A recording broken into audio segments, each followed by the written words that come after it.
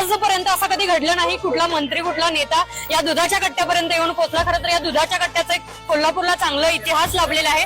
पण तुम्ही आलात आणि वारंवार आम्ही ऐकतो जेव्हा जेव्हा कोल्हापूर दौऱ्यावरती तुम्ही येता तालमीला आणि दुधाच्या कट्ट्याला नक्की भेट देता. काय कारण आहे? कोल्हापूरला 6 महिन्याला वर्षाला मी येत असतो.